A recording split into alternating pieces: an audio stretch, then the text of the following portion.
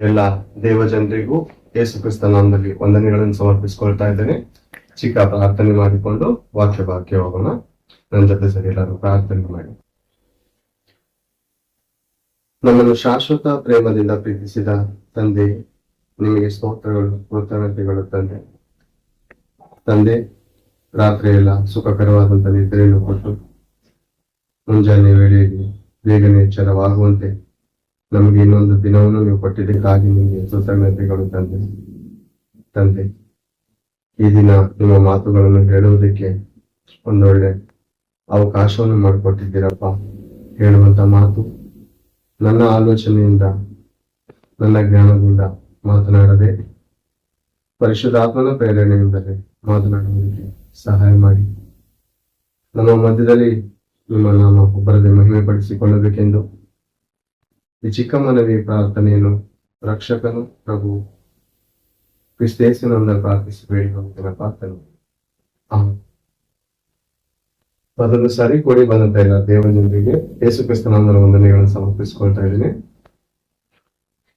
ಒಂದ್ಸಾರಿ ಕೀರ್ತನೆ ಗ್ರಂಥ 17ನೇ ಅಧ್ಯಾಯ 14ನೇ ವಚನದಲ್ಲಿ 4ನೇ 5ನೇ ಸಾಲು ಓದಿ ಸಹಾಯ ಮಾಡಬೇಕು ಅಂತ ಕೇಳಿಕೊಳ್ಳುತ್ತೇನೆ.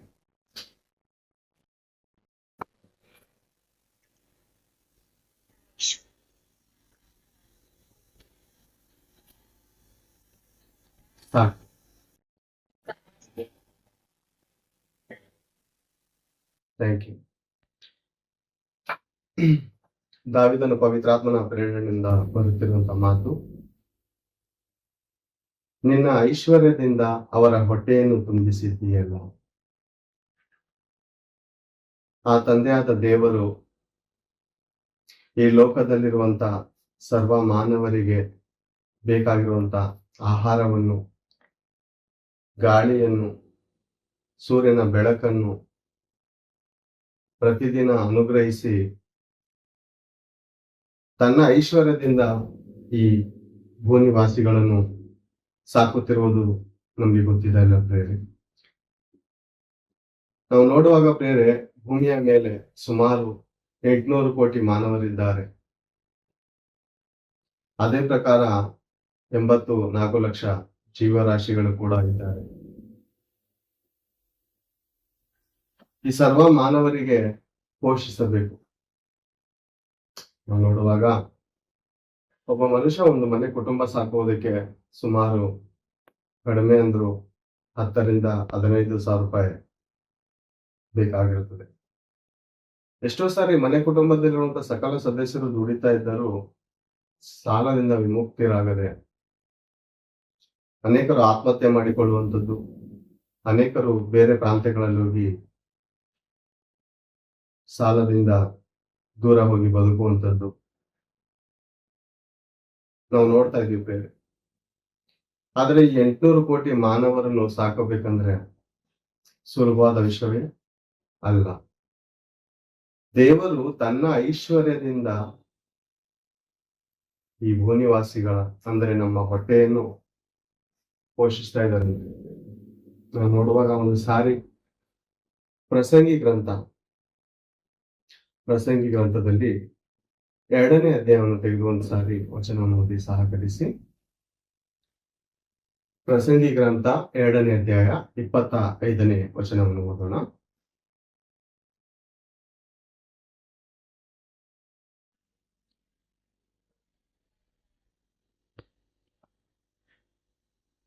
ಆತನಿಲ್ಲದೆ, ದೇವರಿಲ್ಲದೆ ಯಾರು ಭೋಜನ ಮಾಡಿ ಸುಖವನ್ನು ಅನುಭವಿಸಾರು.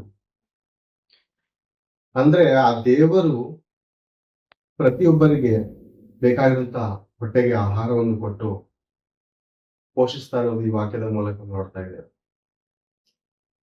ಅನೇಕ ಕಡೆ ನೋಡುವಾಗ ದೇವಸ್ಥಾನಗಳಲ್ಲಿ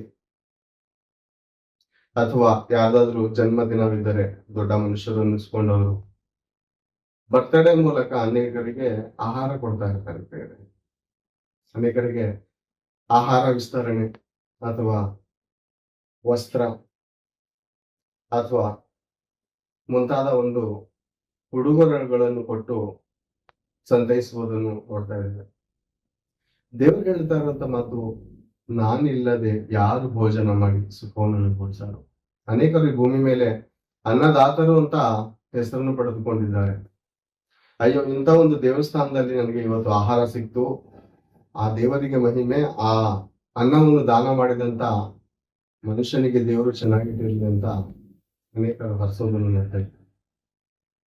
ಆದ್ರೆ ಇವ್ರಿಗೆ ಅನ್ನ ಕೊಡುವಂತ ಮನಸ್ಸು ಕೊಟ್ಟಂತವರು ಯಾರು ಎಂಬುದಾಗಿ ನೋಡುವಾಗ, ಒಬ್ಬ ಮನುಷ್ಯನಲ್ಲಿ ಒಂದು ಒಳ್ಳೆ ಆಲೋಚನೆ ಹುಟ್ಟಬೇಕಂದ್ರೆ ಅದು ದೇವರಿಂದ, ದೇವರು ಕೊಟ್ಟಂತ ಮನಸ್ಸಿನಿಂದ ಮಾತ್ರ ಸಾಧ್ಯ. ಯಾಕಂದ್ರೆ ತನ್ನ ಆಲೋಚನೆಯಿಂದ ಈ ಮನುಷ್ಯನು ಒಳ್ಳೆಯದನ್ನು ಮಾಡೋದಕ್ಕೆ ಸಾಧ್ಯವಿಲ್ಲ. ಎಂಥ ಕಠಿಣವಾದಂತ ಮನುಷ್ಯನಿದ್ದರು, ಎಂಥ ಮೃಗದ ಸ್ವಭಾವವುಳ್ಳ ಮನುಷ್ಯನಿದ್ದರು, ಅವನ ಹೃದಯದಲ್ಲಿ ಒಂದು ಒಳ್ಳೆ ಕಾರ್ಯ ಮಾಡಬೇಕು ಅಂದ್ರೆ ಅದು ದೇವರು ಮನಸ್ಸಿನಲ್ಲಿ ಪ್ರೇರೇಪಣೆ ಮಾಡಿದ್ರೆ ಮಾತ್ರ ಆತನು ಒಳ್ಳೆಯದನ್ನು ಮಾಡೋದಕ್ಕೆ ಸಾಧ್ಯತೆ.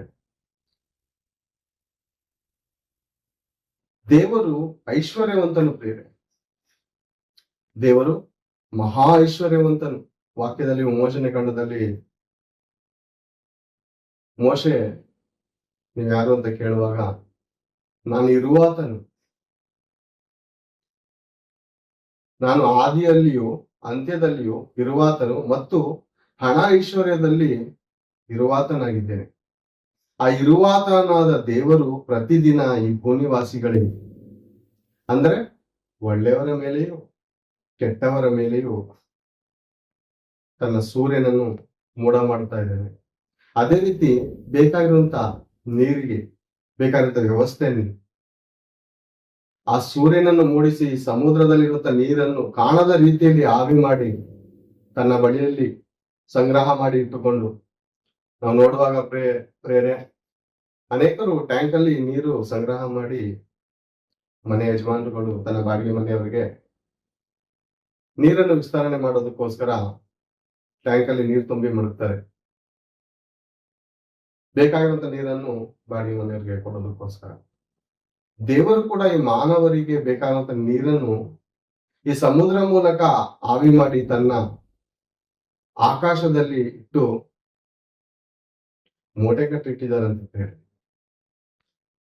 ಬೇಕಾಗಿರುವಂತ ಸ್ಥಳಗಳಲ್ಲಿ ಮಳೆಯನ್ನು ಸುರಿಸಿ ಬೆಳೆಯನ್ನು ತರಿಸಿ ಈ ಮಾನವರಿಗೆ ಬಿತ್ತುವನಿಗೆ ಬೀಜವನ್ನು, ಉಣ್ಣುವವನಿಗೆ ಆಹಾರವನ್ನು ಎನ್ನುವಂತ ಮಾತು ಯೆಶಾಯನ ಪ್ರವಾದನೆ ಗ್ರಂಥ 55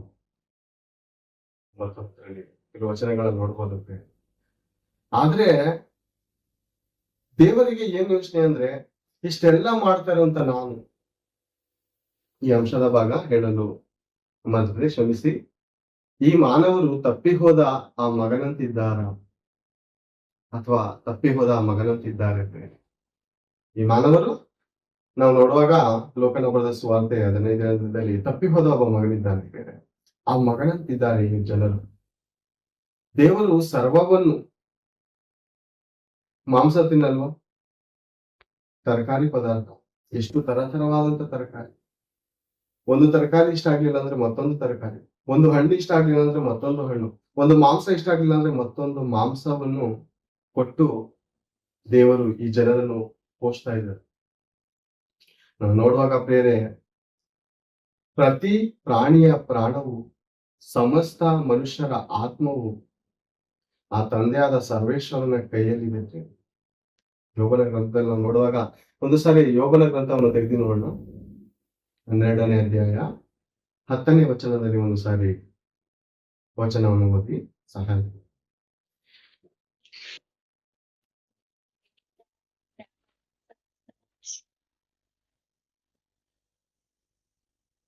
ಪ್ರತಿ ಪ್ರಾಣಿಯ ಪ್ರಾಣವು,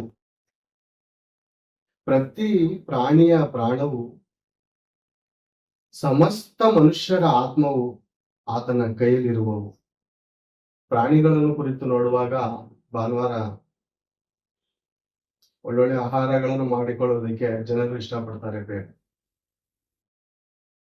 ಕೋಳಿ ಸ್ಟಾಲ್ಗೆ ಹೋಗ್ತಾರೆ, ಕೋಳಿ ಸ್ಟಾಲ್ಗೆ ಹೋಗಿ ಆಹಾರವನ್ನು ತೆಗೆದುಕೊಂಡು, ನಮ್ಗಿಂತ ಮಾಂಸ ಬೇಕು, ನಾಟಿ ಕೋಳಿ ಬೇಕು, ಮೊಟ್ಟೆ ಕೋಳಿ ಬೇಕು, ಮುಂತಾದಂತಹ ಕೋಳಿಯ ಮಾಂಸವನ್ನು ಬೇಕು ಎಂದು ಆ ಜಾಲರಿ ಒಳಗಡೆಯಿಂದ ಕೋಳಿಯನ್ನು ಎಳೆದುಕೊಂಡು ಹೋಗುವಾಗ ಇವತ್ತು ನಾನು ದೇವರಿಗೋಸ್ಕರ ಬಲಿಯಾಗ್ತಾ ಇದ್ದೀನಿ. ನನಗೆ ಈ ಲೋಕದಲ್ಲಿ ಜೀವಿಸುವುದಕ್ಕೆ ಒಂದು ಸಮಯವನ್ನು ಮಾಡಿಕೊಟ್ಟಂತ ಆ ದೇವರಿಗೋಸ್ಕರ ನಾನು ಬಲಿಯಾಗ್ತಾ ಇದ್ದೇನೆ ಅಂತ ಆ ಕೋಳಿಗೆ ಗೊತ್ತಿದೆ ಪ್ರಿಯ. ಜೊತೆಲಿರುವಂತ ಕೋಳಿಗಳು ಇವತ್ತು ದೇವರಿಗೋಸ್ಕರ ನನ್ನ ಸ್ನೇಹಿತನು ಅಥವಾ ನನ್ನ ತಮ್ಮನೋ ತಂಗಿಯೋ ಬಲಿ ಆಗ್ತಾ ಇದ್ದಾಳೆ ಅಂತ ಆ ಕೋಳಿಗಳಿಗೆ ಗೊತ್ತಿದೆ. ನಾನು ನೋಡುವಾಗ ಯೆಶಾಯನ ಪ್ರವಾದನೆಗಳಂತ ಓದೋದು ಬೇಡ, ಎಲ್ಲರಿಗೂ ಗೊತ್ತಿರುವಂತ ವಿಷಯ. ಅನೇಕ ಸಾರಿ ಅಣ್ಣನವರು ನಮ್ಗೆ ಈ ತರ ವಚನಗಳನ್ನು ಹೇಳಿ ದೇವರ ಪ್ರೀತಿಯನ್ನು ತೋರಿಸಿದ್ದಾರೆ. ದೇವರ ಪ್ರೀತಿ ಎಂತದಂತ ತಿಳಿಯಪಡಿಸಿದ್ದಾರೆ. ಆಕಾಶ ಮಂಡಲವೇ ಆಲಿಸು, ಭೂಮಂಡಲವೇ ಕೇಳು, ನಾನು ಸಾಕಿ ಸಲಹಿದ ಮಕ್ಕಳೇ ನನಗೆ ದ್ರೋಹ ಮಾಡಿದ್ದಾರೆ.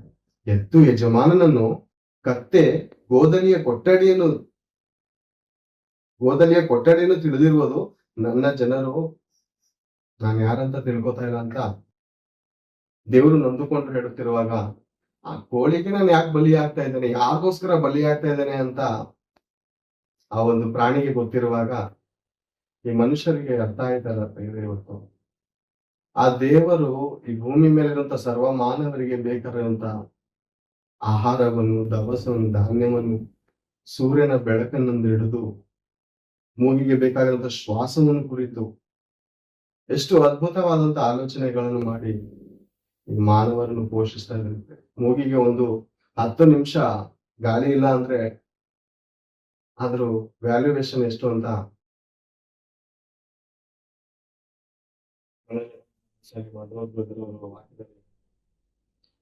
ಗಾಳಿಯನ್ನು ಕುರಿತು 10 ನಿಮಿಷ ಹಾಸ್ಪಿಟಲ್ ಎಷ್ಟು ಬೆಲೆ ಕಟ್ಟಬೇಕಾಗುತ್ತೆ. 10 ನಿಮಿಷ ಆ ಉಸಿರಾಟದ ತೊಂದರೆಗೋಸ್ಕರ ಎಷ್ಟು ನರಳಾಟ ಆಗ್ತೇವೆ. ನಾವು ಕೇಳಿದರು ಕೇಳದೇ ಇದ್ದರು ಈ ಮಾನವರನ್ನು ದೇವರು ಪೋಷಿಸ್ತಾ ಇದ್ದಾರೆ. ತನ್ನ ಐಶ್ವರ್ಯದಿಂದ ನಾನು ಪೋಷಿಸ್ತಾ ಇದ್ದಾರೆ. ಮಾನವರನ್ನು ಪ್ರಿಯರೇ, ತಪ್ಪಿ ಹೋದ ಆ ಮಗನ ಆಗಿದ್ದಾರೆ ಪ್ರಿಯರೇ. ಒಂದು ಸಾರಿ ಲೂಕನು ಬರೆದ ಸುವಾರ್ತೆಯನ್ನು ನೋಡೋಣ ಪ್ರಿಯರೇ. ಲೂಕನು ಬರೆದ ಸುವಾರ್ತೆ 15ನೇ ಅಧ್ಯಾಯ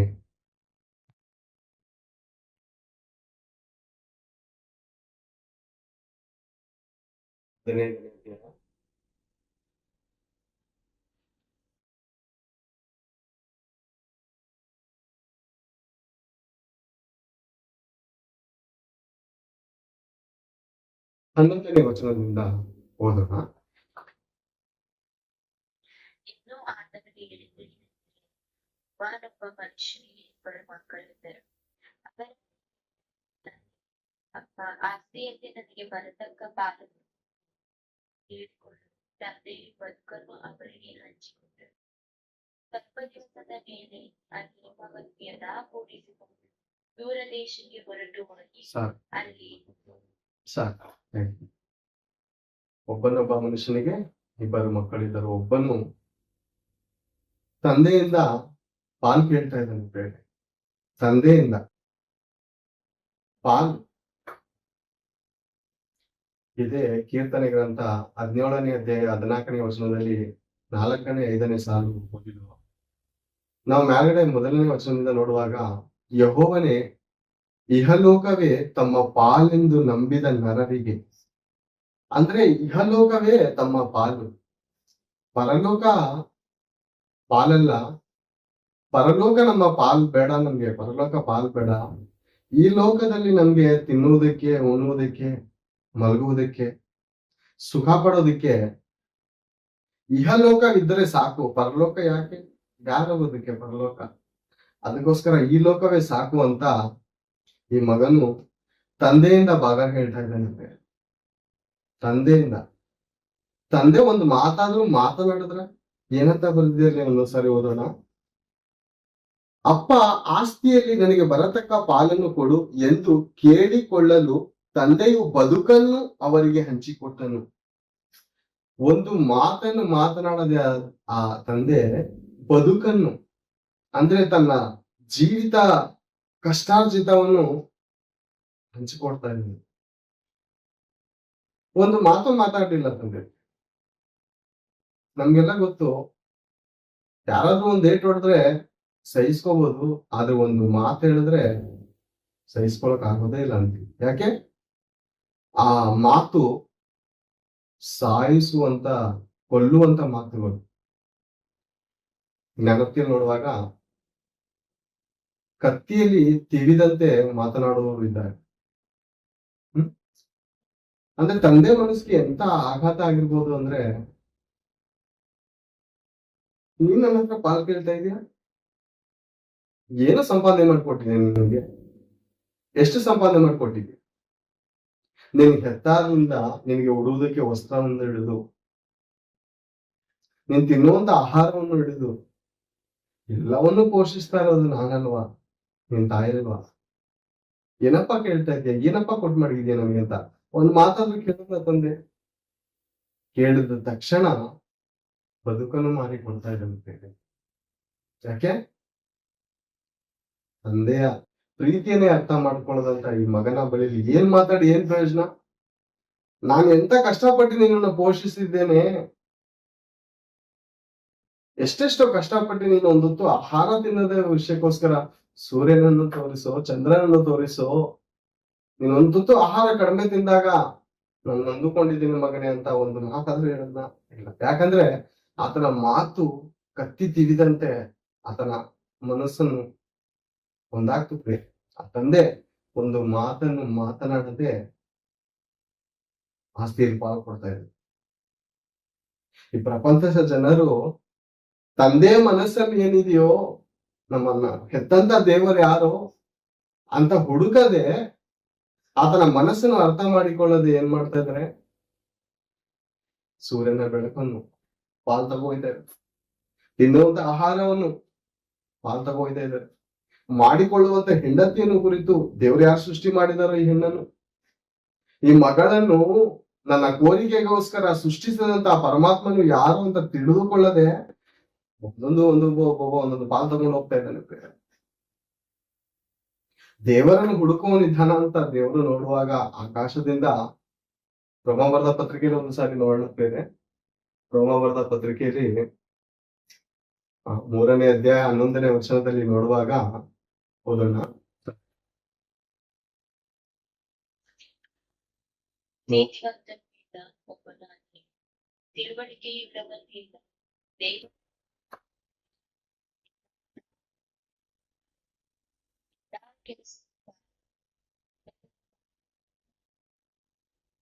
ತಿಳುವಳಿಕೆ ಉಳ್ಳವನು ಇರುವಂತೆ ಬರಲಿ. ಓಕೆ, ತಿಳುವಳಿಕೆ ಇಲ್ಲ. ದೇವರನ್ನು ಹುಡುಕುವವನಿಲ್ವಾ? ಇಲ್ಲ. ಯಾವ ಸಿನಿಮಾ ಟಾಕೀಸ್ ಅಲ್ಲಿ ಯಾವ ಹೀರೋ ಸಿನಿಮಾ ನಡೀತಾ ಇದೀವಿ ಅಂತ ಗೂಗಲ್ ಅಲ್ಲಿ ಚೆಕ್ ಮಾಡ್ತಾನೆ. ನಾನು ಹೋಗುವಂತ ರಸ್ತೆಯಲ್ಲಿ ಬಾರ್ ಇದೆಯಾ ಚೆಕ್ ಮಾಡ್ತೀನಿ. ನನ್ನ ಕೋರಿಕೆಗಳನ್ನು ತೀರಿಸಿಕೊಳ್ಳುವುದಕ್ಕೆ ಪಾಪದ ಕಾರ್ಯಗಳನ್ನು ಮಾಡುವಂತ ಸ್ಥಳ ಎಂತದ್ದು ತಿಳ್ಕೊತಾನೆ. ಎಲ್ಲ ತಿಳ್ಕೊತಾನೆ. ಅಷ್ಟು ಮಾತ್ರವಿಲ್ಲದೆ ಆಹಾರವನ್ನು ತೆಗೆದುಕೊಳ್ಳುವುದಕ್ಕೆ ಅನೇಕ ಅಂಗಡಿಗಳಿಗೆ ನಮ್ಮ ತಾಯಂದಿರು, ತಂಗಿಯರು ತರಕಾರಿ ಅಂಗಡಿಗಳಿಗೆ ಹೋಗುವಾಗ ಆ ಟೊಮಾಟೋವನ್ನು ಪರಿಶೀಲನೆ ಮಾಡಿ ಹುಡುಕಿ, ಇದು ಚೆನ್ನಾಗಿದ್ಯಾ ಈ ಟೊಮಾಟೊ, ಹಿಂದೆ ಮುಂದೆ ತಿರುಗಿಸಿ ನೋಡಿ ತೆಗೆದುಕೊಳ್ಳುವುದನ್ನು ನಾವು ನೋಡಿದ್ದೇವೆ. ಅಕ್ಕಿಯ ಪದಾರ್ಥದಲ್ಲೂ ಜಾಗ್ರತೆ. ಕಲ್ಲಿಲ್ವಾ ಈ ಅಕ್ಕಿಲಿ? ಮಣ್ಣಿಲ್ವಾ? ಈ ಬೇಳೆಯಲ್ಲಿ, ಅಕ್ಕಿಯಲ್ಲಿ ಕಲ್ಲನ್ನು ಮಣ್ಣನ್ನು ಹುಡುಕುವಂತ ಮಹಾಜ್ಞಾನಿಯಾದ ಈ ಮನುಷ್ಯನು ಯಾಕೋ ದೇವ್ರ ವಿಷಯ ಬಂದಾಗ ಮಾತ್ರ ಹುಡುಕ್ತಾ ಇಲ್ಲಂತೆ. ದೇವ್ರ ಅದೇ ಹೇಳ್ತಾ ಇರೋದು, ನನ್ನನ್ನು ಹುಡುಕುವವನಿಲ್ಲ. ಈ ದೇಹದ ಕೋರಿಕೆಗಳನ್ನು ನೆರವೇರಿಸುವುದಕ್ಕೋಸ್ಕರ ಮನುಷ್ಯನು ಏನೇನೋ ಹುಡುಕ್ತಾ ಇದ್ದಾನೆ. ಆದ್ರೆ ಬದುಕಿಸುವಂತದ್ದು ಈ ಆತ್ಮ. ಶರೀರಕ್ಕೆ ಎಷ್ಟು ಚೆನ್ನಾಗಿ ನೋಡ್ಕೊಂಡ್ರು, ಎಷ್ಟೇ ಚೆನ್ನಾಗಿ ನೋಡ್ಕೊಂಡ್ರು, ಒಂದು ದಿವಸ ಒಂದೇ ಒಂದು ನೋವು ಮೂಲಕ ನರಕ ತೋರಿಸುತ್ತೆ. ಒಂದೇ ಒಂದು ನೋವ, ಒಂದು ತಲೆನೋವು ಬಂತು ಅಂದ್ರೆ ದೇಹದ ಭಾಗಗಳೆಲ್ಲ ತಲೆಯ ನೋವಿನ ಮೇಲೆ ಗಮನ ಕೊಡ್ತಾ ಇರ್ತಾರೆ. ಗಮನ. ತಲೆನೋವು ಒಂದ್ ಸಾಕ ಅಥವಾ ಹಲ್ಲುನೋವು ಬರ್ಲಿ, ಎಲ್ಲ ಅವಯವಗಳು ಆ ಹಲ್ಲಿನ ಮೇಲೆ ಗಮನ ಕೊಡ್ತಾರೆ. ಯಾವಾಗ ಈ ನೋವು ಕಡಿಮೆ ಆಗುತ್ತೋ, ಯಾವಾಗ ಈ ನೋವು ಕಡಿಮೆ ಆಗುತ್ತೋ ಅಂತ. ಮನುಷ್ಯರು ಏನಾಗಿದ್ದಾರೆ, ಒಬ್ಬೊಬ್ರು ಬಂದು ದಾರಿ ಹಿಡ್ಕೊಂಡು ನೀನ್ ಈ ಮಾರ್ಗದಲ್ಲಿ ಹೋದ್ರೆ ಸ್ವರ್ಗಕ್ಕೆ ಹೋಗ್ತೀಯ, ನೀನ್ ಆ ಮಾರ್ಗದಲ್ಲಿ ಹೋದ್ರೆ ಸ್ವರ್ಗಕ್ಕೆ ಹೋಗ್ತೀಯ, ನೀನ್ ಈ ರೀತಿ ಬದುಕ್ರೆ ನಿಂಗೆ ಸುಖ ಸಿಗುತ್ತೆ ಅಂತ ಒಬ್ಬೊಬ್ರು ಒಂದೊಂದು ದಾರಿ ಹಿಡ್ಕೊಂಡು ಹೋಗಿದ್ದಾರೆ. ದೇವರು ಪರಲೋಕದಿಂದ ನೋಡಲಾಗಿ ಯಾರು ಆತನ ಕಡೆ ಗಮನ ಕೊಡೋದಿಲ್ಲ. ಬೇರೆ ಎಲ್ಲಾರು ಅವ್ರ ಕೆಲಸದಲ್ಲಿ ಬಿಸಿ. ಟ್ರಾಫಿಕ್ಗಳು ಫುಲ್ ಜಾಮ್, ಪ್ರತಿದಿನ ಅಷ್ಟೇ ಇಲ್ಲ. ಶನಿವಾರ ಭಾನುವಾರ ಬಂತು ಅಂದ್ರೆ ಈ ದೇಹದ ಕೋರಿಕೆಗಳನ್ನು ನೆರವೇರಿಸೋದಕ್ಕೋಸ್ಕರ ಫುಲ್ ಜಾಮ್ ಇರುತ್ತೆ ಬೇರೆ. ಯಾಕೆ? ಟ್ರಿಪ್ ಹೋಗ್ತಾ ಇದೆ. ಅಂದ್ರೆ ಈ ಕಣ್ಣಿಗೆ, ದೇಹಕ್ಕೆ ಸ್ವಲ್ಪ ಹೊತ್ತು ಸುಖ ಸಿಗುತ್ತೆ ಅಂತ, ಒಳಗಡೆದಂತ ಆತ್ಮವಾಗಿ ಏನಾದ್ರು ಸುಖವಾಗಿದ್ದಾನ ಮನುಷ್ಯ ಅಂತ ಅಂದ್ರೆ ಆತ್ಮ ಪಾತಾಳದ ವೇದನೆಯಲ್ಲಿದೆ. ನಾವು ನೋಡುವಾಗ ಲಕ್ಷಾಂತರ ರೂಪಾಯಿ ಸಂಬಳ ತೆಗೆದುಕೊಳ್ಳುವಂತವರು ಬೆಟ್ಟವನ್ನು ಹಾರಿ ಆತ್ಮಹತ್ಯೆ ಮಾಡಿಕೊಳ್ಳೋದನ್ನು ನನ್ನ ಜೀವನದಲ್ಲಿ ನೋಡಿದ್ದೀನಿ. ಲಕ್ಷಾಂತರ ರೂಪಾಯಿ ಸಂಪಾದನೆ. ಎಷ್ಟು ಸಂಬಳ? 1,20,000 ಸಂಬಳ. ಆಸ್ತಿ ತುಂಬಾ ಕೋಟಿ ಇದೆ, ತುಂಬಾ ಕೋಟಿ ಮಾಡಿಟ್ಟಿದ್ದಾರೆ. ಆದ್ರೆ ಆತ್ಮಕ್ಕೆ ಸಮಾಧಾನವಿಲ್ಲದೆ ಮನುಷ್ಯನು ಬೆಟ್ಟ ಗುಡ್ಡಗಳನ್ನು ಹಾರಿ ಅಥವಾ ವಿಷ ಕುಡಿದು ನೇಣವನ್ನು ಬಿಗಿದುಕೊಂಡು ಸಾಯೋದನ್ನು ನೋಡ್ತಾರೆ. ಯಾಕಂದ್ರೆ ಯೋಹಾನನು ಬರೆದ ಸುವಾರ್ತೆ 6ನೇ ಅಧ್ಯಾಯ 63ನೇ ವಚನ ಒಂದು ಸಾರಿ ನೋಡೋಣ.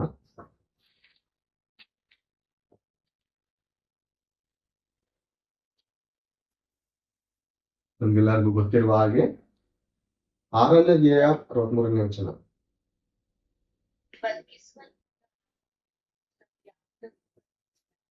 ಬದುಕಿಸುವಂತದ್ದು ಆತ್ಮವೇ, ಬದುಕಿಸುವಂತದ್ದು ಆತ್ಮವೇ, ಈ ಮಾಂಸವು ಯಾವುದಕ್ಕೂ ಬರೋದಿಲ್ಲಂತೆ. ಮನುಷ್ಯ ಆತ್ಮನ ವಿಷಯಗಳಿಗೆ ಕಿವಿ ಕೊಡ್ತಾ ಇದ್ದಾನ, ದೇಹದ ವಿಷಯಗಳಿಗೆ ಕಿವಿ ಕೊಡ್ತಾ ಇದ್ದಾನ ಅಂದ್ರೆ ಇಲ್ಲ ಬೇರೆ. ಈ 60-70 ವರ್ಷ ದೇಹಕ್ಕೋಸ್ಕರ ಇಷ್ಟು ತವಕ ಪಡ್ತಾ ಇದ್ದಾನೆ ಅಂತ ನೋಡುವಾಗ ಎಲ್ಲೆಲ್ಲೋ ಹೋಗ್ತಾ ಇದ್ದಾನೆ. ಇಲ್ಲೋದ್ರೆ 10 ನಿಮಿಷ ಸುಖ ಸಿಗುತ್ತೆ, ಅಲ್ಲೋದ್ರೆ 1 ದಿವಸ ಸುಖವಾಗಿ ಬಾಳ್ಬೋದು, ಇಂಥ ಒಂದು ಪ್ಲೇಸ್ಗೆ ಹೋದ್ರೆ ನನ್ನ ಜೀವಿತ ಸಾರ್ಥಕ ಆಗುತ್ತೆ ಅಂತ ಈ ಕಣ್ಣಿನಿಂದ ನೋಡಿ ಈ ದೇಹಕ್ಕೆ ಸಂತೋಷ ಪಡಿಸೋದಕ್ಕೆ ಓಡ್ತಾ ಇದ್ದಾನೆ ಹೊರತು ಒಳಗಡೆ ಒಂದು ಆತ್ಮ ಇದೆ. ಆ ಆತ್ಮ ಪರಮಾತ್ಮನು ಕೊಟ್ಟಿದಂತದ್ದು. ದೇವರು ಆತ್ಮ ಸ್ವರೂಪನಾಗಿರುವಂತ ಪ್ರೀತಿ ಸಾಗರನು, ಆ ಪ್ರೀತಿ ಸಾಗರದಲ್ಲಿ ಒಂದೊಂದು ದೊಡ್ಡ ಹನಿಯನ್ನು ಪ್ರತಿ ಮನುಷ್ಯರಿಗೆ ಕೊಟ್ಟು ಪೋಷಿಸುತ್ತಿರುವಾಗ ಈ ಆತ್ಮವನ್ನು ಕುರಿತು ಚಿಂತೆ ಮಾಡದೆ, ಈ ಆತ್ಮ ಸತ್ತ ನಂತರ ಎಲ್ಲಿ ಹೋಗುತ್ತೋ ಏನಾಗುತ್ತೋ ಅಂತ ಗೊತ್ತಿಲ್ಲದೆ ತನ್ನ ದೇಹ ಎಲ್ಲಿ ಕರ್ಕೊಂಡು ಹೋಗ್ತಾ ಇದೆ ಅಲ್ಲಿ ಹೋಗ್ತಾ ಇದ್ದಾನೆ. ಈ ಆತ್ಮಕ್ಕೆ ಎಷ್ಟು ಚೆನ್ನಾಗಿ ನೋಡ್ಕೋಬೇಕು ಮನುಷ್ಯ ಅಂತ ಹೇಳಿ. 3 ಟೈಮು ಆಹಾರ ತಿಂತೀವಿ, ಬೇಕಾದಂತ ವಸ್ತ್ರವನ್ನು ಧರಿಸ್ಕೋತೀವಿ, ಎಲ್ಲಾ ತರದ ಪೋಷಣೆ ಈ ದೇಹಕ್ಕೆ ಪ್ರತಿದಿನ ಮನುಷ್ಯನು ತಪ್ಪದೇ ಮಾಡ್ತಾ ಇದ್ದಾನೆ. ಆದರೆ ಈ ಆತ್ಮನ ವಿಷಯ ಬಂದಾಗ ಆತ್ಮ ಇದೆಯಾ, ಆಕ್ಚುಲಿ ಇದೆಯಾ ಅಂತಾರೆ. ನಿನ್ನ ಜೊತೆಯಲ್ಲಿ ಜೀವಿಸ್ತಾ ಇರುವಂತ ಆ ಪ್ರಾಣಿಗಳಿಗೆ ದೇವರು ಆತ್ಮವನ್ನು ಕೊಟ್ಟು, ದೇಹವಿಲ್ಲದ ಆತ್ಮ ಅಂದ್ರೆ ಸತ್ತದಾಗಿರೋ ಪ್ರಕಾರ, ಅಂದ್ರೆ ಆತ್ಮವಿಲ್ಲದೆ ಯಾವ ಪ್ರಾಣಿಗಳು ಜೀವಿಸೋದಕ್ಕಾಗಲ್ಲ. ಅನೇಕರನ್ನ ಕೇಳುವಾಗ ಪ್ರಾಣಿಗಳಿಗೆ ಆತ್ಮ ಇದೆ ಅಂತ ಅಂದ್ರೆ ನಂಬಲ್ಲ ಪ್ರೇಮ. ಆತ್ಮ ಇದೆ. ಆ ಆತ್ಮ ಯಾರ್ದು? ಯಾರು? ದೇವದೂತರು. ಒಂದು ಪ್ರಾಣಿ ಬಲಿ ಆಗ್ತಾ ಇದೆ ಅಂದ್ರೆ ದೇವದೂತನು ಪ್ರಿಯರೇ. ಈ ಸೃಷ್ಟಿಗಳ ಮೂಲಕ ಬುದ್ಧಿಗೆ ಗೊತ್ತಾಗಿ ಕಂಡು ಬರುತ್ತದೆ ಎಂದು ರೋಮ ಬರೆದ ಪತ್ರಿಕೆ 1ನೇ ಅಧ್ಯಾಯ 20ನೇ ವಚನದಲ್ಲಿ ನೋಡ್ತೇವೆ. ಒಂದು ಪ್ರಾಣಿ ದೇವರ ಅಂದ್ರೆ ನಿನಗೋಸ್ಕರ ಬಲಿ ಆಗ್ತಾ ಇದೆ. ದೇವರ ಮಾತನ್ನು ಕೇಳಿ ನಮಗೋಸ್ಕರ ನಿಮಗೋಸ್ಕರ ಬಲಿ ಆಗ್ತಾ ಇದೆ. ನೋಡು, ನೀನು ಹುಟ್ಟಿದ್ದು ದೇವರಿಗೋಸ್ಕರ, ಸತ್ಕಾರ್ಯಗಳನ್ನು ಮಾಡೋದಕ್ಕಾಗಿ ಕ್ರಿಸ್ತ ಯೇಸುವಿನಲ್ಲಿ ಸೃಷ್ಟಿಸಲ್ಪಟ್ಟೆ.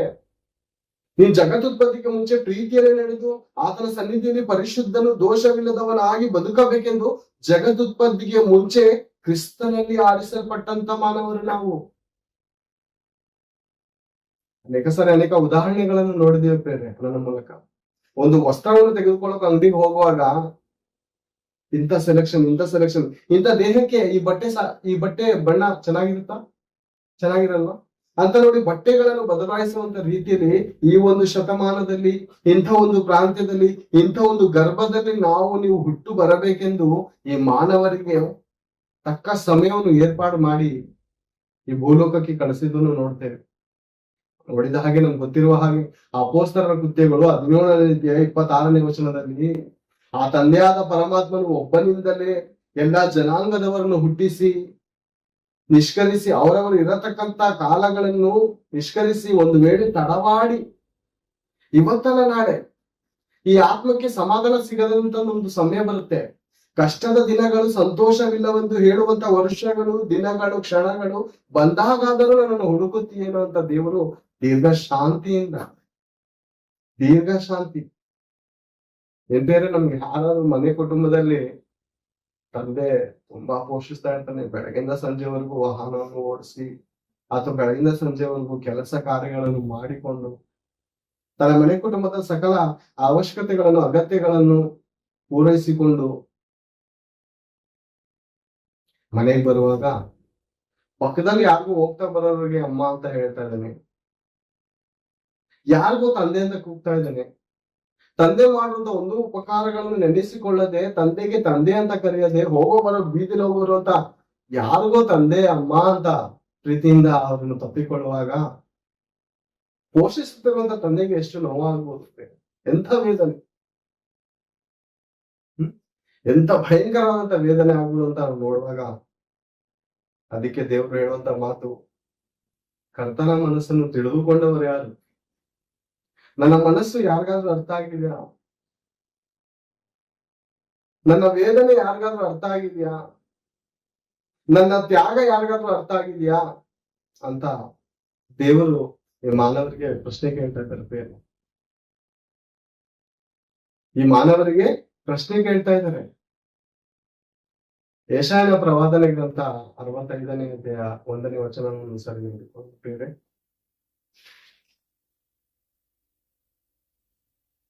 ಯೆಶಾಯನ ಪ್ರವಾದನೆ ಗ್ರಂಥ ನಮಗೆಲ್ಲ ತಿಳಿದಿರುವ ಹಾಗೆ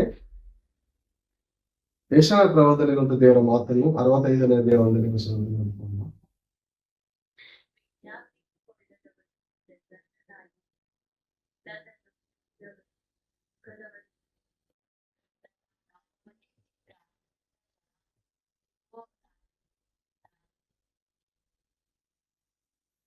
ಇನ್ನೊಂದು ವಚನ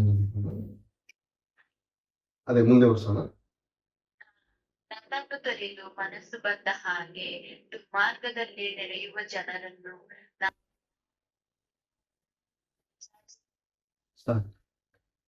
ವಿಜ್ಞಾಪಿಸಿಕೊಳ್ಳದವರಿಗೂ ಪ್ರಸನ್ನನಾಗಿದ್ದೇನೆ. ಕೇವಲ ಕ್ರೈಸ್ತರು ಮಾತ್ರ ದೇವರಿಗೆ ಇಷ್ಟವಲ್ಲ, ವಿಜ್ಞಾಪಿಸಿಕೊಳ್ಳುವಂತ 99 ಕುರಿಗಳು ನಾವಿದ್ದೇವೆ. ಅನೇಕರು ಸತ್ತಿ ಪರದೇಶಿಗೆ ಹೋಗಿದ್ದಾರೆ. ನಾವೆಲ್ಲ ವಿಜ್ಞಾಪಿಸಿಕೊಳ್ಳುವವರು. ವಿಜ್ಞಾಪಿಸಿಕೊಳ್ಳದವರು ಇವಾಗ ದೇವ್ರ ಬೇಕಂತೆ. ಅವ್ರಿಗೋಸ್ಕರ ದೇವರೇ ಪ್ರಸನ್ನನಾಗಿದ್ದಾರಂತೆ. ಎಂದ್ರೆ ಒಬ್ಬ ಮನುಷ್ಯನಿಗೆ ಸುವಾರ್ತೆ ತಿಳಿಸುವುದಕ್ಕೋಸ್ಕರ ದೇವರು ಆತನು ಹುಟ್ಟಿ ಒಂದು ಜ್ಞಾನಕ್ಕೆ ಬರುವವರೆಗೂ ತಾಳ್ಮೆಯಿಂದ ಕಾದು, ದೀರ್ಘ ಶಾಂತಿಯಿಂದ ಕಾದು, 10 ವರ್ಷ ಬಂದಿದ್ದ, 10 ವರ್ಷ ಆಗಿದೆ ನನ್ನ ಮಗನಿಗೆ, ಈಗ ಸುವಾರ್ತೆ ಕಳಿಸ್ತೇನೆ, ದೇವರು ಯಾರಂತ ಹುಡುಕ್ತಾನೇನೋ, ದೇವರನ್ನು ಕುರಿತು ತಿಳಿದುಕೊಳ್ತಾನೆ ಅಂತ ಅನೇಕರ ಮೂಲಕ ಸುವಾರ್ತೆ ಹೇಳುವುದಕ್ಕೆ ಕಳೆದನ್ನು ನಾವು ನೋಡ್ತೇವೆ.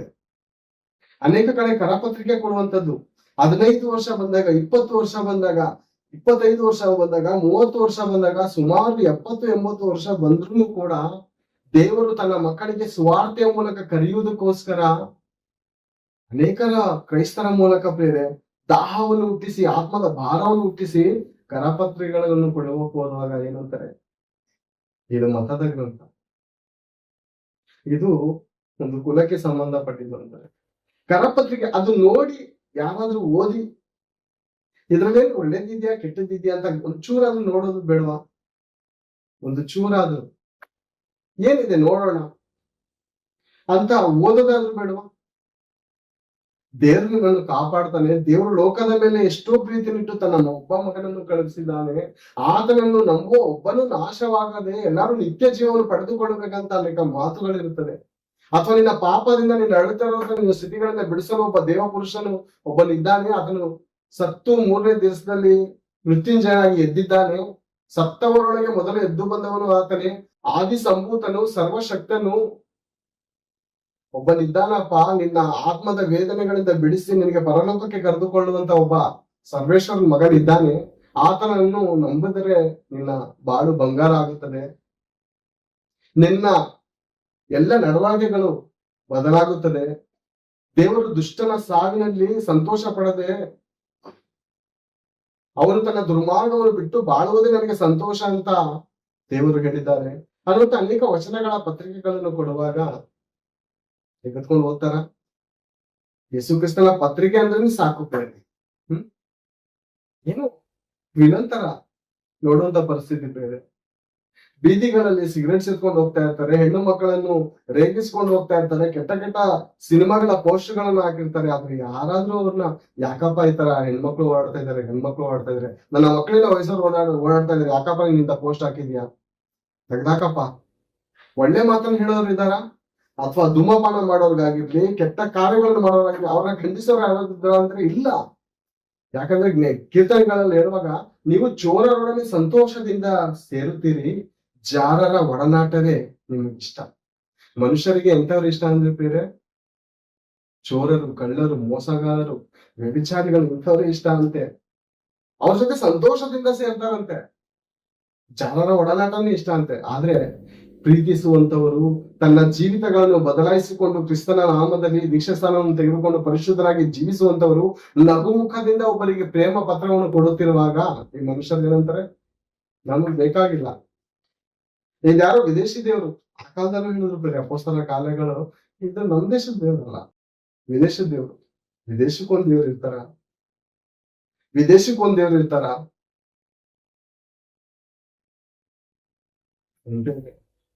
ದೇವರ ಮನಸ್ಸನ್ನು ಅರ್ಥ ಮಾಡಿಕೊಳ್ಳದೆ ದೇವರು ಹೋಗುತ್ತಿರುವಾಗ ದೇವರ ಆ ವೇದನೆ, ಆ ಕಷ್ಟ, ದೇವರು ನಮ್ಮನ್ನು ಪ್ರೀತಿಸ್ತಾ ಇದ್ದಾನೆ, ದೇವರು ನಮ್ಮನ್ನು ಪ್ರೀತಿಸ್ತಾ ಇದ್ದಾನೆ ಅನ್ನೋದಕ್ಕೆ ಏನ್ ಸೂಚನೆ? ವಚನದಲ್ಲಿ ನೋಡುವ ಹಾಗೆ, ನನ್ನನ್ನು ಹುಡುಕದವರಿಗೂ ಸಿಕ್ಕಿದೆನು, ನನ್ನ ನಾಮವೆತ್ತಿ ಪ್ರಾರ್ಥಿಸದ ಜನಾಂಗಕ್ಕೂ ಇಗೋ ನಾನಿದ್ದೇನೆ, ನಾನು ನಿಮ್ಮನ್ನು ಕಾಪಾಡ್ತೇನೆ, ನಾನು ನಿಮ್ಮನ್ನು ಬಲಪಡಿಸುತ್ತೇನೆ, ನನ್ನ ಧರ್ಮದ ಆಧಾರವನ್ನು ನಿಮ್ಗೆ ಆಧಾರ ಮಾಡುತ್ತೇನೆ, ನನ್ನ ಧರ್ಮದ ಬಲಗೈಯನ್ನು ನಿಮ್ಗೆ ಆಧಾರ ಮಾಡುತ್ತೇನೆ, ನಾನೇ ನಿಮ್ಮ ದೇವರು ಅಂತ ಹೇಳಿದಂತ ಆ ದೇವರ ಕಡೆ ಯಾರಾದ್ರೂ ನೋಡೋರಿದ್ದಾರ? ಪ್ರೀತಿಯಿಂದ ಕೈ ಚಾಚಿದ್ದಂತೆ. ಪ್ರೀತಿಗೆ ಸೂಚನೆ ಏನು? ಪ್ರೀತಿಗೆ ಸೂಚನೆ ಏನು ಅಂತ ನೋಡುವಾಗ ಈ ಜನ ಕೇಳಿದ್ರು, ಪ್ರೀತಿ ಸೂಚನೆ ಏನು? ಕೈಯಲ್ಲಿ ಕತ್ತಿ ಹಿಡ್ಕೊಂಡಿರೋದು, ಅಥವಾ ಒಂದು ತಲೆ ಹಿಡ್ಕೊಂಡಿರೋದು, ಅಥವಾ ಮನುಷ್ಯರನ್ನು ಕೊಲ್ಲುವುದಕ್ಕೆ ಒಂದು ಖಡ್ಗವನ್ನು ಹಿಡ್ಕೊಂಡಿರೋದು, ಇದು ಪ್ರೀತಿಗೆ ಸೂಚನೆಯನ್ನ? ಪ್ರೀತಿ ಅಂದ್ರೆ ಬರಿಗೈಯಲ್ಲಿ ನೀನ್ ಎಷ್ಟೇ ತಪ್ಪು ಮಾಡಿದರೂ, ನಿನ್ನ ಪಾಪವು ಕಡು ಕೆಂಪಾಗಿದ್ದರು ಹಿಮದಂತೆ ಬೆಳ್ಳಗೆ ಮಾಡುತ್ತೇನೆ ಅಂತ ಆ ತಂದೆಯಾದ ಸರ್ವೇಶ್ವರನ ಕರೆ ಹೇಗಿದೆ? ಕರೆ ಹೇಗಿದೆ ಬೇರೆ? ಅವ್ರಿಗೆ ಅರ್ಥ ಆಯ್ತಾ ಇದೆಯಾ? ಅರ್ಥ ಆಯ್ತಾ ಇಲ್ಲ ಬೇರೆ. ಕೈ ಚಾಚಿ ಬರಿಗೈಯಲ್ಲಿ ಕರೀತಾ ಇದ್ದಾನೆ. ತಪ್ಪು ಮಾಡಿದಕ್ಕೋಸ್ಕರ ಆತನ ಹಿಡ್ಕೋಬೇಕಾಗಿತ್ತು ಖಡ್ಗ, ಆತನ ಹಿಡ್ಕೋಬೇಕಾಗಿತ್ತು ತಲೆ, ಆತನ ಇಟ್ಕೋಬೇಕಾಗಿತ್ತು ಮನುಷ್ಯನ ಕೊಲ್ಲುವಂತ ಆಯುಧ. ಹೇಗೆ ಕರೀತಾ ಇದ್ದಾರೆ? ಬರಿಗೈಯಲ್ಲಿ. ನೀನ್ ಎಷ್ಟೇ ತಪ್ಪು ಮಾಡಿದ್ರು ಪರವಾಗಿಲ್ಲ. ಇಷ್ಟು ವರ್ಷ ತಪ್ಪು ಮಾಡ್ದ, 50 ವರ್ಷ ತಪ್ಪು ಮಾಡ್ದ, ಬಾಯಿಗ ದೀಕ್ಷಾಸ್ಥಾನ ತೆಗೆದುಕೋ, ಕ್ರಿಸ್ತನಾಮದಲ್ಲಿ ದೀಕ್ಷಾಸ್ಥಾನ ತೆಗೆದುಕೊಂಡು ನಿನ್ನ ಪಾಪವನ್ನು ತೊಳೆದುಕೋ. ಹಳೆ ಒಡಂಬಡಿಕೆ ನೋಡಿದ್ರೆ ಎಷ್ಟೋ ವರ್ಷಗಳು ಪಾಪ ಮಾಡಿದ್ರು ಬೇರೆ, ಎಷ್ಟೋ ವರ್ಷಗಳು. ಆ ಪಾಪಕ್ಕೆ ಆ ಒಂದು ಯಜ್ಞಗಳು, ಇಷ್ಟು ಪಾಪ ಮಾಡಿದ್ರೆ ಇಷ್ಟು ಯಜ್ಞಗಳು. ನೋಡುವಾಗ ದೇವಸ್ಥಾನ ಎಲ್ಲ ರಕ್ತ, ಎಲ್ಲ ಬಲಿಗಳು, ಕುರಿಗಳನ್ನು, ಕೋಳಿಗಳನ್ನು, ಎಲ್ಲ ಬಲಿಗಳನ್ನು ಕೊಡ್ತಾ ಇದ್ದಾರೆ ಬೇರೆ. ಪಾರಿವಾಳಗಳನ್ನು ಮುಂತಾದ ಪ್ರಾಣಿಗಳನ್ನು ಬಲಿ ಕೊಡ್ತಾ ಇದ್ದಾರೆ. ಆದ್ರೆ ಮನಸ್ಸಿನಲ್ಲಿ ಪರಿವರ್ತನೆ ಇಲ್ಲ. ಮನುಷ್ಯನ ಮನಸ್ಸಿನಲ್ಲಿ ಪರಿವರ್ತನೆ ಇಲ್ಲ. ಪನಿಷ್ಮೆಂಟ್, ನಾವು ಸ್ಕೂಲ್ಗೆ ಹೋಗ್ಬೇಕಾದ್ರೆ 5 ರೂಪಾಯಿ ಪನಿಷ್ಮೆಂಟ್. ನೀನ್ ಇವತ್ತು ಸ್ಕೂಲ್ ಬರ್ಲಿಲ್ಲ ಅಂದ್ರೆ ಚೇತನ್ 5 ರೂಪಾಯಿ ಪನಿಷ್ಮೆಂಟ್. ನಾವು ಅನುಕೂಲವಾಗಿದ್ದು 5 ರೂಪಾಯಿ ತಾನೆ. ಆಗಿನ ಕಾಲದಲ್ಲಿ 5 ರೂಪಾಯಿ ಅಂದ್ರೆ ಒಂದು 100 ರೂಪಾಯಿಗೆ ಸಮಾನ. 20 ವರ್ಷದ ಹಿಂದೆ 5 ರೂಪಾಯಿ ತಾನೇ ಪನಿಷ್ಮೆಂಟ್, ಕೊಡೋಣ. ಈ ಜನರು ಯೆಶಾಯನ ಪ್ರವಾದಗಳನ್ನು ನೋಡುವಾಗ ಮೋಸ ಮಾಡಿ, ಅನ್ಯಾಯ ಮಾಡಿ ಮನೆಗಳ ಹಣಗಳನ್ನು ತುಂಬಿಕೊಂಡಿದ್ದಾರೆ. ಪನಿಷ್ಮೆಂಟ್ ತಾನೆ, ಕುರಿ ತಾನೆ, ಪಾರಿವಾಳ ತಾನೆ, ಕೊಡೋಣ, ಏನ್ ತೊಂದರೆ ಇಲ್ಲ. ಕೊಡ್ತಾ ಇದ್ದಾರೆ. ಬದಲಾವಣೆ, ಪರಿವರ್ತನೆ ಮನುಷ್ಯನಿಗೆ ಕಾಣ್ತಾ ಇಲ್ಲ. ಈಗ ಏಂತಕ್ಕೆ ಈ ದಿನ ನಿನ್ ಸ್ಕೂಲ್ ಬರ್ಲಿಲ್ವಾ? ನಿನ್ ಪನಿಷ್ಮೆಂಟ್ 5 ರೂಪಾಯಿ ಅಂದ್ರೆ ಪನಿಷ್ಮೆಂಟ್ ಕೊಡ್ಕೊಂಡು ಇವ್ರ ಜೀವನ ಕಳ್ಕೊಂತ ಬಂದ್ರೆ ಹೊರತು ಹೃದಯದಲ್ಲಿ ಪಶ್ಚಾತ್ತಾಪವಿಲ್ಲ. ಅದಕ್ಕೆ ದೇವ್ರು ನೊಂದುಕೊಂಡು ಹೇಳುವಂತ ಮಾತು ಯೆಶಾಯನ ಪ್ರವಾದನೆಗಂತ ಒಂದು ಸಾರಿ ನೋಡೋಣ. 1ನೇ ಅಧ್ಯಾಯ 11ನೇ ವಚನದಲ್ಲಿ ನೋಡಿಕೊಳ್ಳೋಣ. ಯೆಶಾಯನ ಪ್ರವಾದನೆ ಗ್ರಂಥ 1ನೇ ಅಧ್ಯಾಯ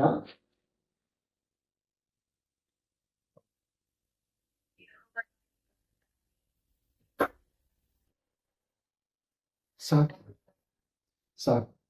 ಲೆಕ್ಕವಿಲ್ಲದ ನಿಮ್ಮ ಯಜ್ಞಗಳು ನನಗೇಕೆ? ಕಾಡಲ್ಲಿರುವ ಮೃಗಗಳು ನನ್ನದೇ. ಕಾಡಲ್ಲಿರುವ ಸಕಲ ಮೃಗಗಳು ನನ್ನದೇ. ತಂದೆ ಮಗನಿಗೆ ಕೊಟ್ಟರಂತ ಬಹುಮಾನವನ್ನು ತಿರ್ಗಾ ತಂದೆಗೆ ಕೊಟ್ರೆ ಏನ್ ಪ್ರಯೋಜನ? ಸಂತೋಷ ಆಗುತ್ತಾ ತಂದೆಗೆ ಅಂತ ನೋಡಿದ್ರೆ ಸಂತೋಷ ಆಗಲ್ಲ. ನಿನ್ನ ಕಡೆಯಿಂದ ಒಂದು ಬಹುಮಾನ ಬೇಕು ನನಗೆ. ನಿನ್ನ ಕಡೆಯಿಂದ ಮಗಳೇ ನಿನ್ನ ಹೃದಯ ಒಂದು ಕೊಟ್ಟಿದ್ದೀನಲ್ಲ ನಾನು. ಆ ಹೃದಯದಲ್ಲಿ ನನಗೆ ಸ್ಥಾನ ಬೇಕು, ನನಗೆ ಆರಾಧನೆ ನಡೀಬೇಕು. ನಿನ್ನ ದೇಹದ ಮೂಲಕ ನನಗೆ ಆರಾಧನೆ ನಡೆಯಬೇಕು. ಕೋಳಿ ನಾನು ಕೊಟ್ಟಿದ್ದು, ಕುರಿ ನಾನು ಕೊಟ್ಟಿದ್ದು, ದನ ಸಕಲ ನಾನು ಕೊಟ್ಟಿದ್ದು. ಕಾಡಲ್ಲಿರುವಂತ ಮೃಗಗಳನ್ನು ವಿಚಾರಿಸು, ನನ್ನದು ನನಗೆ ಕೊಟ್ಟ ಪ್ರಯೋಜನ ಏನು? ನಿನ್ನ ಹೃದಯ ನನಗೆ ಬೇಕು. ಪ್ರಪಂಚದ ಮಾನವರು ನೋಡಿದೇವಲ್ಲ ಪ್ರೇರೆ, ದೇವರಿಗೆ ಹೂವು ಇಷ್ಟ ಅಂತ ಕೊಡ್ತಾರೆ, ಹಣ್ಣು ಇಷ್ಟ ಅಂತ ಕೊಡ್ತಾರೆ. ಹಣ್ಣು ಯಾರಿಗೋಸ್ಕರ ಕೊಟ್ಟಿದ್ದು? ಅಮ್ಮ ನಿನಗೆ ಅನಾರೋಗ್ಯ ಇದೆ, ನಿನಗೆ ರಕ್ತದ ಕೊರತೆ ಇದೆ, ನೀವು ಕುಡ್ದಿ ಚೆನ್ನಾಗಿರಿ, ನೀವು ಇದನ್ನು ಜ್ಯೂಸನ್ನು ಮಾಡ್ಕೊಂಡು ಕುಡಿದ್ರಿ ಚೆನ್ನಾಗಿರಿ, ಹಣ್ಣನ್ನು ತಿಂದಿ ಚೆನ್ನಾಗಿರಿ. ನಿಮ್ಗೆ ರಕ್ತದ ಕೊರತೆ ಇದೆ, ಹೂ ನಿನಗೋಸ್ಕರ. ನನಗೆ ಯಾಕೆ? ನಾನು ಉಳ್ಕೋತೀನ? ಈ ಹಣ್ಣು ನನಗೆ ಯಾಕೆ? ನನಗೂ ರೋಗ ಇದೆಯಾ? ನಿಮಗೂ ರೋಗ ಇದೆ. ನಿಮ್ಗೆ ರಕ್ತದ ಕೊರತೆ ಇದೆ. ನಾನು ಮನುಷ್ಯನಂತಲ್ಲ, ನಾನು ಆತ್ಮಸ್ವರೂಪನಾದ ದೇವರು. ನನಗಿದೆಲ್ಲ ಎಂತಿಕೆ? ನಿಮ್ಮ ಯಜ್ಞಗಳು, ನಿಮ್ಮ ನೈವೇದ್ಯಗಳು ನನಗೆ ಯಾಕೆ? ನನ್ನ ಸಾನ್ನಿಧ್ಯವನ್ನು ನೀವು ಬರ್ತಿರಲ್ಲ, ನನ್ನ ಪಾಕಾರಗಳು, ನನ್ನ ಹೊಸಲು ದಾಟೋದಕ್ಕೆ ನಿಮ್ಗೆ ಯಾರು ಕೇಳ್ಕೊಂಡ್ರು? ವ್ಯರ್ಥ ನೈವೇದ್ಯವನ್ನು ತಾರದಿರಿ, ಧೂಪವು ನನಗೆ ಅಸಹ್ಯ. ನಿಮ್ಮ ಅಮಾವಾಸ್ಯೆ ಸಬ್ಬತ್ತು ದಿನಗಳನ್ನು ನಾನು ಅಧರ್ಮದಿಂದ ಕೂಡಿದ ಸಂಘವನ್ನು ಸಹಿಸಲ್ಲ. ಮನುಷ್ಯರು ಈ ದಿನ ಆಸ್ತಿವಂತರಾಗಿ ದೇವರಿಗೆ ಏನೋ ಇಷ್ಟ ಅಂತ ಕೊಡ್ತಾ ಇದ್ದಾರೆ ಹೊರತು ತನ್ನ ಮನಸ್ಸನ್ನು ಮಾತ್ರ ದೇವರಿಂದ ದೂರ ಮಾಡ್ಕೊಂಡಿದ್ದಾರೆ. ಬೇರೆ ತಪ್ಪಿ ಹೋದ ಮಗನು ತನ್ನ ತಂದೆಯ ವೇದನೆ, ಕಷ್ಟ ಏನು, ಕಷ್ಟಾರ್ಜಿತಗಳು ಏನು ಅಂತ ತಿಳಿದುಕೊಳ್ಳದೆ ಪಾಲನ್ನು ತೆಗೆದುಕೊಂಡು ಹೋಗಿ ಅನೇಕ ವೇಶ್ಯರ ಸಹವಾಸವನ್ನು ಮಾಡಿ ಈ ಲೋಕದಲ್ಲಿ ಏನೋ ಸ್ವಲ್ಪ ವರ್ಷಗಳನ್ನು ಸುಖವಾಗಿ ಪಡಬೇಕು, ಇಹಲೋಕವೇ ತಮ್ಮ ಪಾಲು ಅಂದುಕೊಂಡಿದ್ದಾನೆ. ಕೀರ್ತನೆ ಗ್ರಂಥದಲ್ಲಿ ನೋಡಿದ ಹಾಗೆ ಇಹಲೋಕವೇ ತಮ್ಮ ಪಾಲೆಂದು ನರರು ಜೀವಿಸ್ತಾ ಇದ್ದಾರೆ. ಆ ದೇವರ ವೇದನೆ, ದೇವರ ಕಷ್ಟ ಏನಾದ್ರು ಅರ್ಥ ಆಯ್ತಾ ಇದೆ ಅಂದ್ರೆ ದೇವರು ನಾವು ನೋಡುತ್ತಿರುವಾಗ ಬರಿಗೈಲಿ ಕರೀತಾ ಇದ್ದಾರೆ. ಈ ಮಾತುಗಳನ್ನು ಅನೇಕರಿಗೆ ಹೇಳಬೇಕಾಗಿದೆ. ದೇವರು ನಮ್ಮನ್ನು ಕೊಲ್ಲುವವನಲ್ಲ, ದೇವರು ನಮ್ಮನ್ನು ಶಿಕ್ಷಿಸುವವನಲ್ಲ. ಇದು ಈ ಹೊತ್ತು ನಿನ್ನ ರಕ್ಷಣೆಯ ದಿನ, ಇದೇ ಸುಪ್ರಸನ್ನತೆಯ ಕಾಲ. ನಾಳೆ ಅಂದ್ರೆ ನಮ್ಗೆ ಗೊತ್ತಿಲ್ಲ, ನಮ್ಗೆ ಏನು ಗೊತ್ತಿಲ್ಲ. ಕ್ಷಣ ಮಾತ್ರವಾಗಿ ಕಾಣಿಸಿಕೊಂಡು ಕಾಣದೇ ಇರುವಂತ ಹಬೇತಿರುವಂತ ನಮ್ಮ ಜೀವನ. ಸಹೋದರ ನಂಬಿಕೋ, ಸಹೋದರಿ ನಂಬಿಕೋ, ಅಮ್ಮ ನಂಬಿಕೊಳ್ಳಮ್ಮ ಅಂತ ನಾವು ದೇವರ ಪ್ರೀತಿಯನ್ನು ಕುರಿತು ಅನೇಕರಿಗೆ ಹೇಳೋರಾಗ್ಬೇಕು. ಬೇರೆ ಬೆಂಕಿಯ ಬಾಯೊಳಗಡೆಯಿಂದ ಅನೇಕರನ್ನು ತಪ್ಪಿಸಬೇಕೆಂದ ಮೊದಲ ಗ್ರಂಥವನ್ನು ನೋಡ್ತಾ ಇದ್ದೇವೆ. ಅನೇಕರು ಬೆಂಕಿಯ ಬಾಯೊಳಗಿದ್ದಲ್ಲಿ ಯಾವಾಗ ಅವ್ರ ಜೀವಿತ ಮುಗ್ದೋಗಿತ್ತ ಗೊತ್ತಿಲ್ಲ. ರಾತ್ರಿ ಹೊತ್ತು ಚೆನ್ನಾಗಿ ನಾವು ನೋಡ್ತೇವೆ, ರಾತ್ರಿ ಚೆನ್ನಾಗಿ ಮಾತಾಡಿದ, ಲಾಸ್ಟ್ ಫೋನ್ ನನಗೆ ಮಾಡ್ದ. ಬೆಳಗ್ಗೆ ಅಂದ್ರೆ ಮಧ್ಯರಾತ್ರಿ ಏನೋ ಭಯಂಕರವಾದ ಕನಸು ಬಂದಿದೆ, ಹೃದಯ ಹಿಡ್ಕೊಬಿಟ್ಟಿದೆ, ಪ್ರಾಣ ಮನುಷ್ಯರ ಜೀವಮಾನವು ಯಾವಾಗ ಏನಾಗುತ್ತೋ ಗೊತ್ತಿಲ್ಲ ಬೇರೆ. ಅದರಿಂದ ನಾವಾದಂಥವರು, ಸತ್ಯವನ್ನು ತಿಳಿದುಕೊಂಡಂತ ನಾವಾದರೂ ಅನೇಕರನ್ನು ರಕ್ಷಿಸೋಣ. ಒಂದು ಮಾತಂತರ ಪರವಾಗಿಲ್ಲ ಬೇರೆ. ದೇವರ ನಿಮಿತ್ತ, ಆತನ ರಾಜ್ಯದ ನಿಮಿತ್ತ, ನೀತಿಯ ನಿಮಿತ್ತ ಒಂದು ಮಾತು ಬಂದರು, ಒಂದೇಟು ಬಿದ್ದರು, ದೇವರೇ ನನಗೆ ಸ್ತೋತ್ರ. ನನ್ನ ತಮ್ಮನು ನನ್ನ ತಂಗಿ ತಿಳಿಯದೆ ನನ್ನ ಮೇಲೆ ಇವರು ಏನ್ ಮಾಡ್ತಾ ಇದ್ದಾರೋ ಇವರಿಗೆ ಅರ್ಥ ಆಗ್ತಾ ಇಲ್ಲ ಅಂತ ಯೇಸು ಕ್ರಿಸ್ತನ ಹೇಳಿದಂತ ರೀತಿಯಲ್ಲಿ ಅನೇಕರನ್ನು ಬೆಂಕಿಯ ಭಯದಿಂದ ತಪ್ಪಿಸಬೇಕೆಂದು ದೇವರು ನಮಗೆ ಈ ಜೀವನವನ್ನು ಕೊಟ್ಟು ಅದನ್ನ ಹೆಜ್ಜೆ ಜಾಡಿನಲ್ಲಿ ನಡೆಯೋದಕ್ಕೋಸ್ಕರ ದೇವರು ನಮ್ಮನ್ನು ಈ ಲೋಕಕ್ಕೆ ಕಳಿಸಿದ್ದಾರೆ ಪ್ರಿಯರೇ. ಆದ್ದರಿಂದ ನಾವೆಲ್ಲರೂ ದೇವರ ಮನಸ್ಸನ್ನು ಅರ್ಥ ಮಾಡಿಕೊಂಡು ದೇವರ ಪ್ರೀತಿಯ ಆಳ ಅಗಲ ಉದ್ದ ಎತ್ತರವನ್ನು ಅನೇಕರಿಗೆ ತೋರಿಸೋರಾಗಿದ್ದು ಅನೇಕರನ್ನು ದೇವರ ರಾಜ್ಯದ ಕಡೆ ನಡೆಸೋರಾಗಿರೋಣ ಅನ್ನುವಂತ ಮಾತನ್ನು ಹೇಳುತ್ತಾ ಈ ಸಮಯ ಮಾಡಿಕೊಟ್ಟ ದೇವರಿಗೂ ಮತ್ತು ರಾಮಣ್ಣನವರಿಗೂ ಈಗ ಸಿಸ್ಟರ್ಗಳಿಗೂ ನನ್ನ ಹೃದಯಪೂರ್ವಕ ಮತ್ತೆ ಕೂಡಿದಂತೆ ಎಲ್ಲ ದೇವಜನರಿಗೂ ನನ್ನ ಹೃದಯಪೂರ್ವಕದ ವಂದನೆಗಳನ್ನು ಸಮರ್ಪಿಸಿಕೊಂಡೆ. ಚಿಕ್ಕ ಪ್ರಾರ್ಥನೆ ಮಾಡಿಕೊಂಡು ಮುಗಿಸಿಕೊಂಡು ಸರ್ವ ಲೋಕವನ್ನುಂಟು ಮಾಡಿದಂತ ತಂದೆ ಆದ ದೇವರೇ ಸ್ತೋತ್ರಗಳು ಕೃತಜ್ಞತೆಗಳು ತಂದೆ ಈ ಸಮಯದಲ್ಲಿ ಅಪ್ಪ ತಂದೆ ನಿಮ್ಮ ಮಾತುಗಳನ್ನು ನಮ್ಮ ಸಹೋದರರೊಟ್ಟಿಗೆ ಅಣ್ಣಂದಿರೊಟ್ಟಿಗೆ ಹಂಚಿಕೊಳ್ಳುವಂತೆ ತಂದೆ ನೀವು ಮಾಡಿಕೊಟ್ಟಂತ ಈ ಸಮಯಕ್ಕೋಸ್ಕರ ಸ್ತೋತ್ರಗಳು ಕೃತಜ್ಞತೆಗಳು ತಂದೆ ನೀವು ತಾನೇ ಅಪ್ಪ ನಮ್ಮೆಲ್ಲರನ್ನು ಹೆಸರಾಗಿ ಬಲಪಡಿಸಿರಿ, ಆಶೀರ್ವದಿಸಿರಿ ತಂದೆ. ಅನೇಕರಿಗೆ ನಿಮ್ಮ ಮಾತುಗಳನ್ನು ಹೇಳುವುದಕ್ಕೂ ಅನೇಕರನ್ನು ತಂದೆ ಬೆಂಕಿಯ ಬಾಯಗಳನ್ನು ತಪ್ಪಿಸಿಕೊಳ್ಳುವುದಕ್ಕೂ ನಮಗೆ ಆತ್ಮದ ಭಾರವನ್ನು ಅನುಭವಿಸಿರಿ ತಂದೆ.